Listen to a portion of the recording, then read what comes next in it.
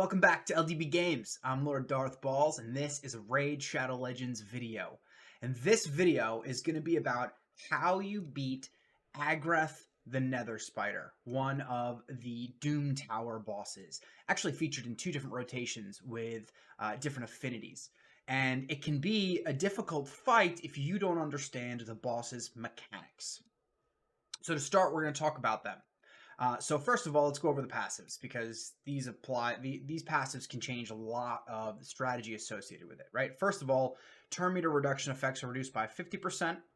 Enemy max HP abilities cannot exceed 10% of the boss's max HP. Immune to stun, freeze, sleep, provoke, block active skills, block passives, fear. There's 0 control abilities that you can put on this boss, which is typical for most bosses. And these 2 here are probably the most impactful ones. So, Tide of Toxins, right? At the start of each turn, the spider will attack your team with an AoE. And what it'll do is it'll deal damage from all poison debuffs. So, if your champions have poison debuffs, the attack will trigger a poison tick. Now, when one of your champions attacks the spider, and they have a poison debuff on, it'll increase the duration of all debuffs on your champion and then put a poison sensitivity on them, which makes those poison debuffs do more damage. Now, when your champion attacks but doesn't have a poison debuff on, they'll get one, and it's 4 turns. And that cannot be blocked or resisted, so it's going on no matter what. You can cleanse it, though, and that will be key in this team composition. Now, Elder Lurker will counterattack whenever you decrease Agreth's turn meter, and the damage inflicted is equal to the amount of turn meter lost and will ignore 100% of defense. So this can be a pretty big hit, right? And a typical strategy for a lot of bosses is to keep their turn meter down so they can't take turns. Well, this is a hard counter to that strategy. So champions like Armiger are not going to play well here, because Armiger is a defense-based champion, 100% defense ignored, and his A1 reduces 30% of the enemy's turn meter. So the Agreth is just going to counterattack with some serious damage. Now, the spider only has 2 active skills. The first one, Brood Feast, spawns 4 spiderlings and places a counterattack on all of them for 3 turns. And will team up with them to attack all enemies when a spiderling is spawned. So, Brood Feast procs, spawns 4 spiderlings, and then does an ally attack with all spiderlings. And this gets triggered at the start of the round. So before any turns are taken, you are attacked by, the 4 spiderlings are summoned with counterattacks, and then they all just hit you with an attack. And the A1 on the boss places a poison debuff on all enemies for 4 turns. Now, it will repeat that attack for each spiderling that doesn't have an active buff. Another key here. Right, now the poison debuffs cannot be resisted or blocked, again, but they can be cleansed. Now, what it doesn't show here is the spiderling's abilities. So I went to hellhades.com, I went to the Doom Tower boss guides, and I pulled it up, and it has the abilities of the spiderlings there. I'll link to his website down below so you can check it out. A great tool. Now, the spiderlings have an AoE. They have 1 skill. It's an AoE and places a poison debuff for 2 turns that cannot be resisted or blocked. Now, every time the spiderling counterattacks, remember they all have a counterattack buff on them, it heals Agreth by 10%. And then whenever a counterattack buff is removed or expires, it puts a protected ally protection buff on the boss, which just reduces all of the damage you do to the main boss and can really drag this fight out. So let's talk about strategies, right? Because if we put this together, you're going to walk into this fight, the spiderlings are going to get spawned, and everyone's going to attack you, which means each spiderling is going to drop a poison, and the main spider is going to drop a poison. So you're going to take 5 poison debuffs right off the bat, which is why one of the most important champions that come into this team is going to be a cleanser. Now you'll notice I have Tuhanarok in here, right? Tuhanarok is a very good champion because she is a single target attacker. If you bring in someone like Bad L, and I love Bad L, but Bad L has an AoE on his A1, which means every time he uses it, those spiderlings are going to counterattack, putting poisons on me and healing the boss. So you really want a team of champions that only do single target attacks to prevent those spiderlings from counterattacking as much as possible. Now you also don't want to remove the counterattack buff because again, it'll put an ally attack on the main boss. So what I have here, right, is a cleanser. And if you notice, every single one of these has primarily single target skills. I actually have two teams that I can showcase here. One is the consistent farm team that I use for hard floor 110. And this is the team that I built to start when I first took on Agreth. Now you'll notice single target, single target, single target, single target minus the A2, and single target. Now, I think, if I remember correctly, I set it up so that, oh no, he does. I don't really want the A2 going off on Drexar, but I leave it there because when the spiderlings do attack Drexar, they get hit with an HP burn, right? So you want to do two things to the spiderlings. You want to control them, and you want to get HP burn on them, because every time an HP burn ticks on the spiderlings, it does damage to the main boss. But remember, you don't want to remove the counterattacks. So in the really low levels, one of the best strategies is just to have an AoE nuker to kill the spiderlings. They'll eventually get respawned, but while they're dead, you don't have to worry about it. However, you notice I bring in a slightly underrated, very underrated champion in here, Elder Skarg. And Elder Skarg comes in with control on two different abilities for the spiderlings. So let's take a look at this squad, and I'll talk to you about why I changed it to this squad afterwards, because you'll notice three champions in here are the same. That's the cleanser, an HP burner, and the protection reviver, right? Because even though the poisons can't be blocked, block debuff still comes in handy at some point. And you obviously want to protect your champions, right? So the veil, the perfect veil that she throws up is huge. And if I do die, I need to be revived. And Fayne is a very squishy champion. Now, so let's jump into the squad. So first, I'm going to talk about the three champions that are in both of those teams. Drexar, who is a free champion, right? You get him by collecting the fragments from the Arena Bazaar, the 3v3 Bazaar.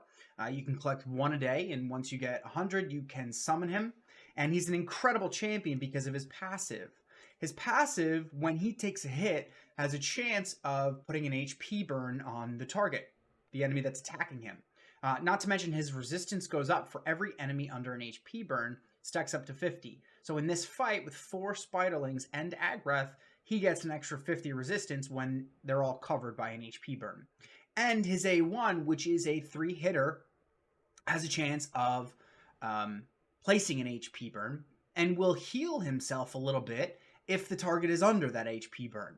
So really useful ability for sustain. Now, I talked a little bit about his A2 before, and it can put a provoke on the spiderlings. Obviously, the main spider is not susceptible to provoke, but when the target has an HP burn, and if the spiderlings do, it'll automatically put that provoke on and then put a decrease attack, which can help mitigate the incoming damage from the spiderlings when they do inevitably attack. But the main reason he's in here is for the HP burn. As I said before, anytime the spiderlings take a tick of HP burn damage, it damages Agreth the spider as well. So real quick, let's take a look. I've got him built 194, decent speed, 3,500 defense. He is defense based. I do have him crit capped, so he could do a little bit of damage. And I got him with a nice chunk of accuracy. This is way more than I need for this fight. And I've got a nice chunk of resistance as well to, when possible, to try to resist. Although all the poisons in this fight are irresistible, so it doesn't really come into a play in this fight. Now, I also brought in Duchess. And I bring in Duchess because of the passive, right? This decreases damage taken by all allies from AoEs. Every single ability on the enemies in this fight is an AoE. So the spiders, it decreases their damage by 25%, and Agreth, it decreases it by 15%. She also has a Veil, continuous heals on her revive, and a perfect veil and an increased attack on her A2. Both very, very powerful abilities. And her A1 is a single target hit, which is super important because we want to minimize the amount of attacks we do to the spiderlings. Now, the third champion I brought in is Tuhanarok. And I brought Tuhanarok in, one, because she is a single target attacker, and two, because she has this incredible passive, which means every time she takes a turn, she cleanses a random debuff from your team, each ally. And if anyone has a continuous heal buff, it cleanses 2 random debuffs instead. Super powerful for this fight. Now, before I pulled Tuhanarok, I used the rare champion Reliquary Tender, because Reliquary Tender has a full cleanse that then adds continuous heals on, right? And continuous heals are huge in this fight because you need some way to counterattack the poisons when you are unable to cleanse them. So if you throw a continuous heal up for 2 turns, and then next turn you take a bunch of poisons, those continuous heals are going to counteract the poison damage. She also has a single target A1 with a decreased attack, which can be useful to minimize incoming damage, and she's got a nice revive on here. So for a budget option, she is an all-star choice. Now, aside from Reliquary Tender and Tuhanarok, Doom Priest is another great option, because Doom Priest has a similar passive to Tuhanarok, where every turn it cleanses a random debuff. So you want to be cleansing constantly throughout the fight to minimize the amount of poison damage you're taking. Now, Tuhanarok comes in with another key component in this kit, right? One, she has decreased attack, which is huge, and you want decreased attack to go up. Has a block buffs, which can potentially block the ally protect if you happen to remove or see a counterattack expire. So it can prevent that ally protection from going up. But the big thing about this is she has a debuff spread. So if you get with Drexar's A1 or his passive, the boss takes an HP burn, and Tuhanarok uses this A2, it can take that HP burn and spread it across the spiderlings. So you don't have to have another HP burn champion coming in to do some work. Really cool ability.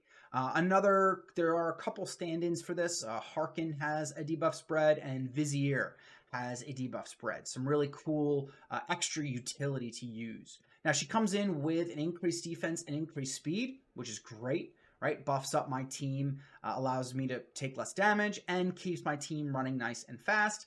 And the A1 has a chance of placing a decreased speed, which is always a really good ability, but then it also places continuous heals on 2 champions, which really maximizes her passive.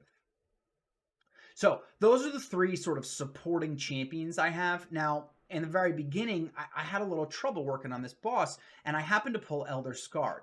Now, people may look at Elder Skarg and think his kit isn't that great, but his kit is actually incredible for this fight. So his A1 is just a basic A1 with a single hit, places an increased speed on this champion if his attack is critical, and he should have 100% crit rate because he is a damage dealer.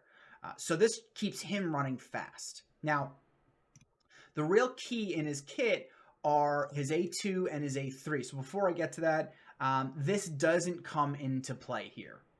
This is an arena passive, has 0 effect on this fight. So let's look at his A3 first. What he does is he self-buffs. He puts an increased defense on himself for 3 turns, and then puts a fear on everyone for 2 turns. There isn't going to be block damage, so not a big deal, and there's not going to be shields. So this piece of the kit doesn't come into play, but the fears do, and the fears are one way for you to control the spiderlings, because it's a 50-50 chance of them not taking their turn, which can help reduce damage. But the real big ability is his A2. This is a triple hitter. Now, it can place an extra hit for each buff or debuff on the target, and it can hit up to 3 times. So if you have 3 debuffs on Agreth, this is a 6 hitter. When it hits 6 times, it puts an HP burn and a true fear on all enemies, which is another way to control the Spiderlings, right? True fear is another 50-50 chance to not allow them to get their hit, and this is putting HP burn guaranteed on every other Spiderling. So like I said, my initial team had Reliquary Tender, no debuff spread. So this was the way that I got HP burn on the Spiderlings without having them take turns and attack Drexar. But I needed a way to put a lot of debuffs on as fast as possible. And that's where Fayne comes in.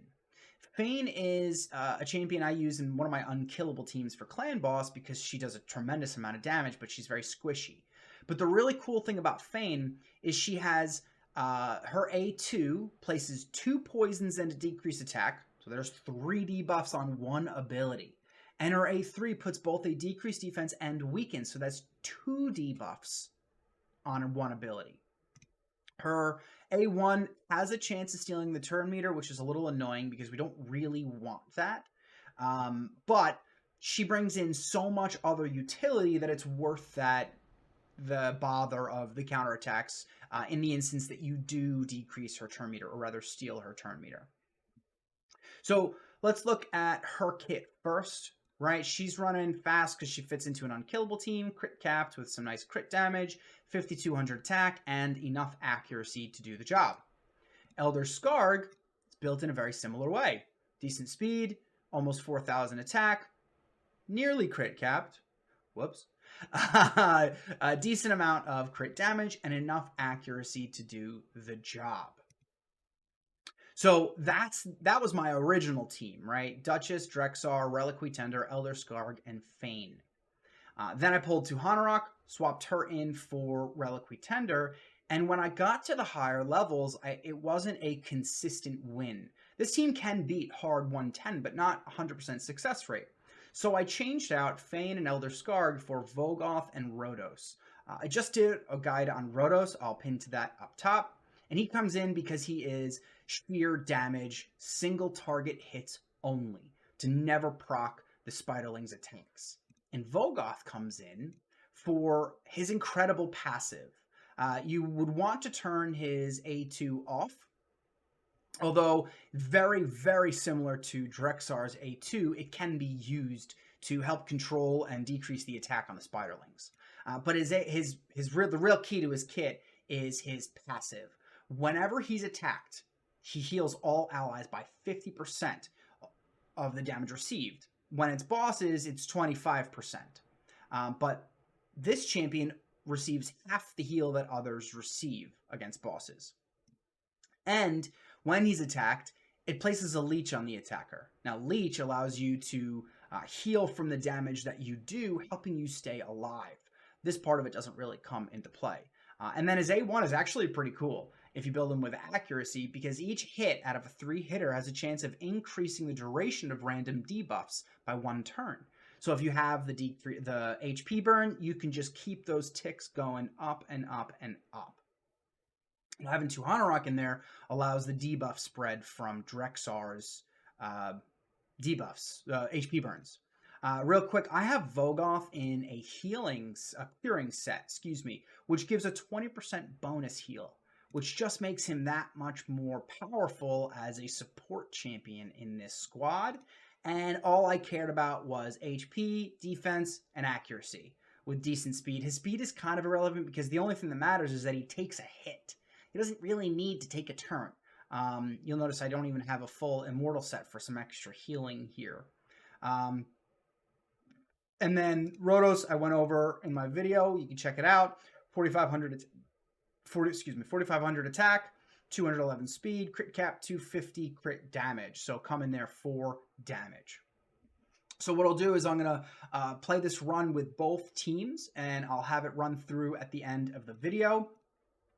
I don't farm this floor, but you do need to get past it, right? And it is the second to last boss before completing the hard Doom Tower. So if you've made it this far, I hope this video has helped. Thanks for the view. Don't forget to like and subscribe on the way out, and I'll catch you all in the next video. Enjoy your raid.